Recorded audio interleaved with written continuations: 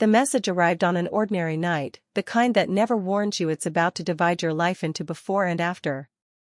I was sitting on my bed with my laptop open, half working, half daydreaming about a future I kept promising myself I'd start someday.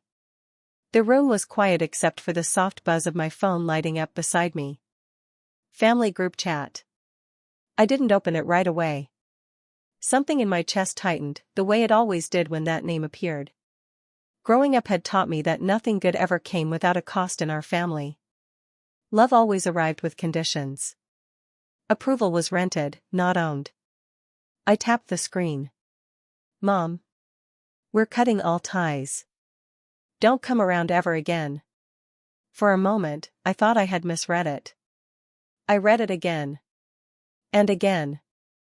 Each time, the words stayed exactly the same, cold, final, almost rehearsed.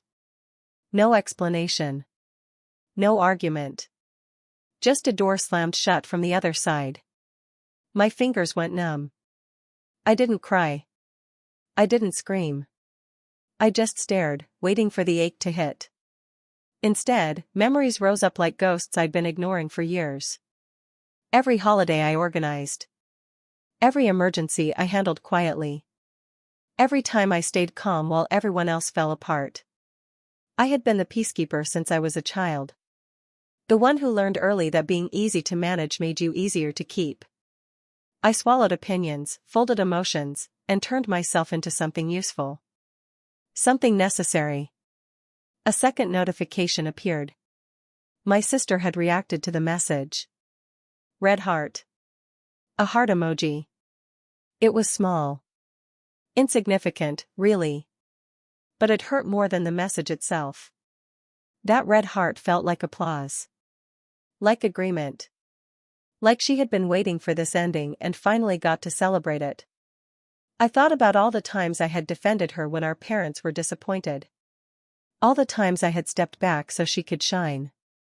All the sacrifices I had made without ever being asked, because I believed that was what love looked like. The chat stayed quiet after that. No one asked how I felt. No one softened the words. No one took it back. I placed my phone face down and pressed my palms into my knees, grounding myself. My breathing felt shallow, uneven, like my body was bracing for something worse. But the truth settled slowly and painfully clear, this wasn't a sudden decision. It was the final sentence of a story they had been writing for years. I picked the phone back up. I didn't beg. I didn't defend myself. I didn't remind them of everything I had done. I typed one sentence. I'll pull my name from all loans tomorrow. I stared at it for a second before sending. It wasn't revenge. It wasn't anger. It was honesty. It was the first time I chose to stop carrying weight that was never mine.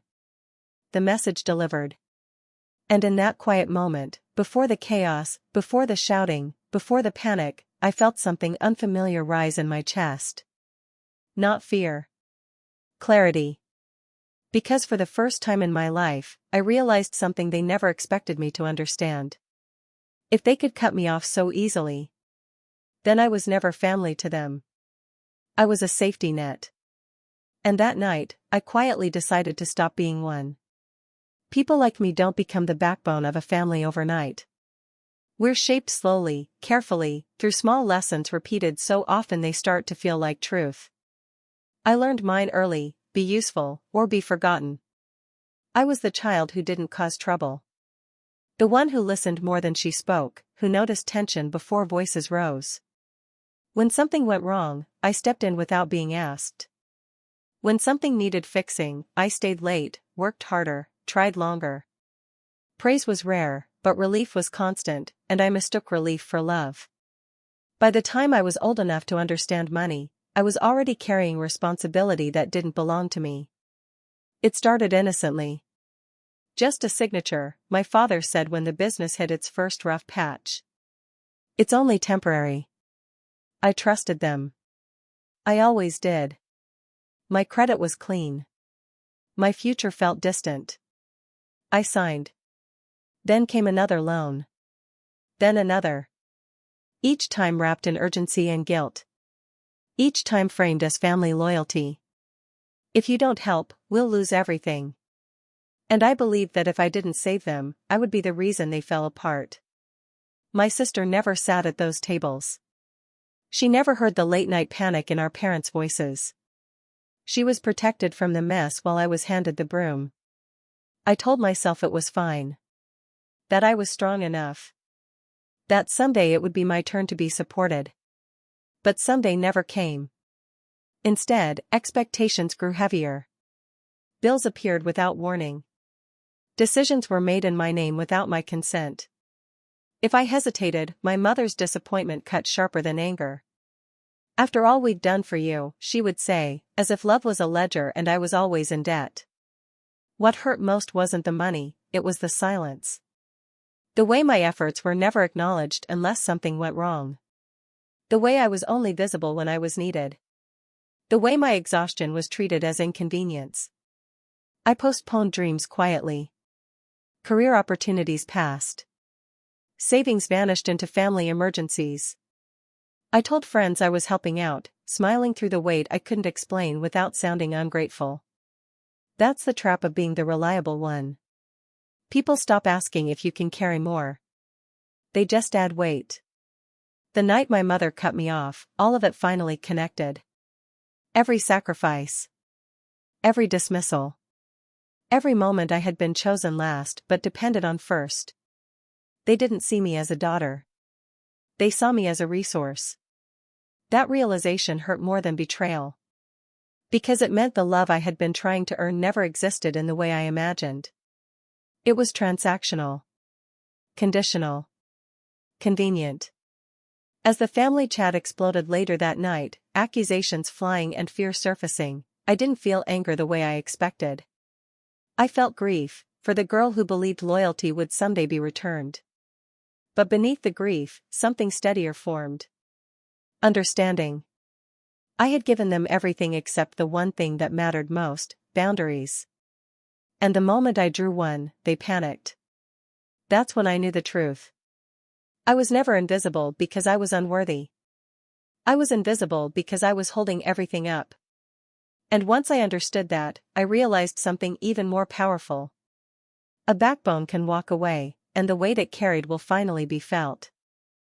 By the time I sent the words, "I'll pull my name from all loans tomorrow," I felt a strange calm settle over me. I wasn't trembling. I wasn't panicking. I wasn't even angry.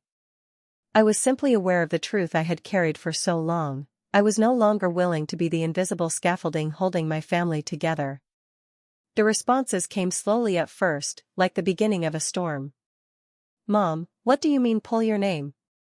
"Dad, you can't do that. You'll ruin us." And then, faster, louder. Caps lock. Angry emojis.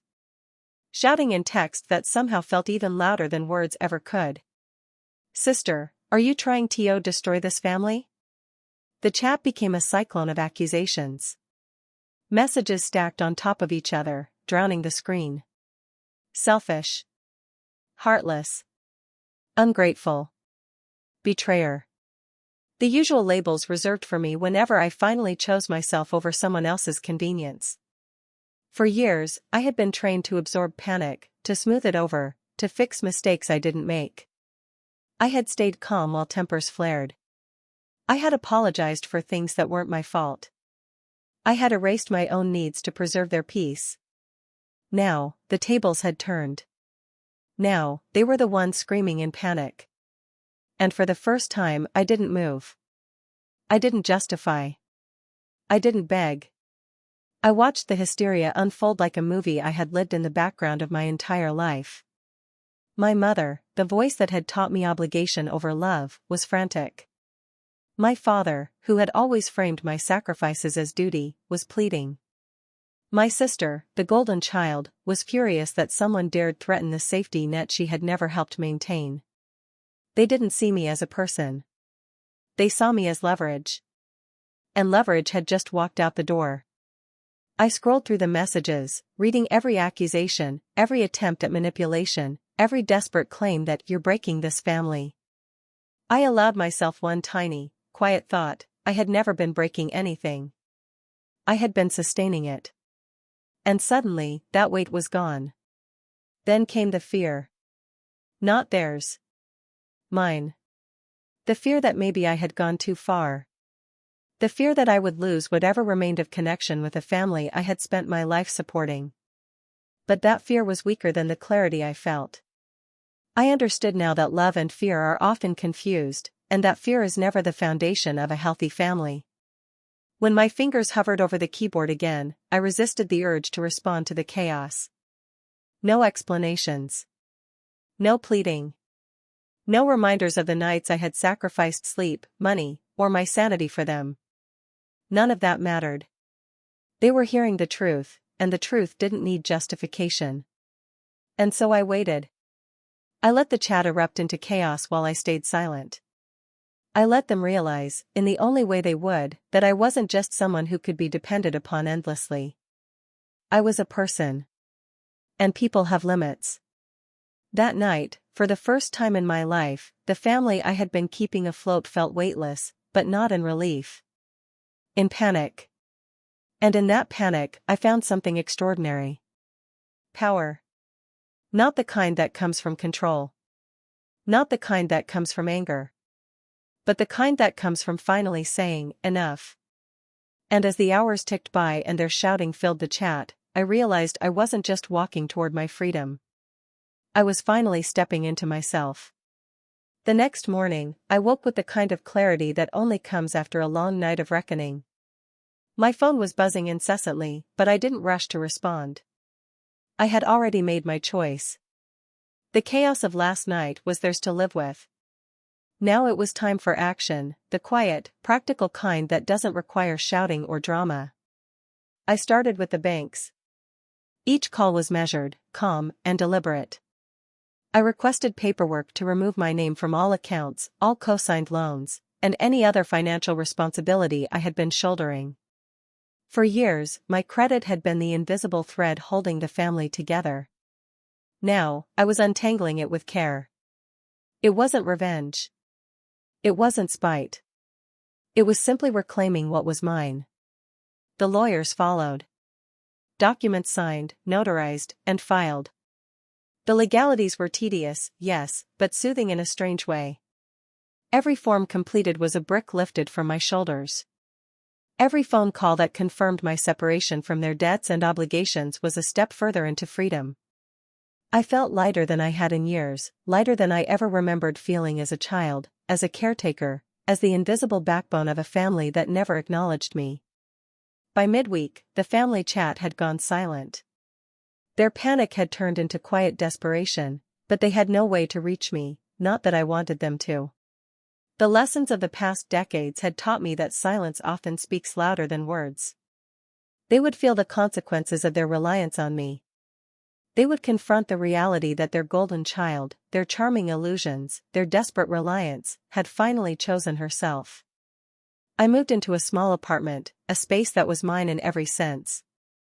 I could leave my keys in the door without worrying if someone would waltz in, claiming familiarity as entitlement. Sunlight spilled across the hardwood floors in the mornings, and I drank my coffee in peace, savoring the silence. I opened a new savings account in my own name and started planning the life I had postponed for so long. Dreams I had buried under the weight of obligations were beginning to bloom again. I didn't need to check the family chat. I didn't need apologies, explanations, or excuses. None of it mattered anymore. What mattered was me. My peace. My freedom. And for the first time, I understood that choosing myself wasn't selfish. It was survival. It was wisdom. It was justice in its quietest, purest form. The sweetest revenge, I realized, wasn't in watching them panic. It wasn't in gloating or proving a point. It was in reclaiming my life, in walking away while keeping my dignity intact. They had relied on me for years, and now they were forced to face reality without the safety net they had taken for granted. I wasn't bitter. I wasn't cruel. I was free. And that freedom, that reclamation of my own worth, was sweeter than any words of triumph could ever be. For the first time in my life, I felt whole. The girl who had spent decades being invisible, being used, being unappreciated, had finally stepped into herself. And she had survived. Not just survived, she had emerged stronger, wiser, and unshakably determined to never let anyone else define her value again. That night, I sat by my window and watched the city lights flicker, and for the first time I smiled, not because I had defeated anyone, but because I had finally found the courage to choose me.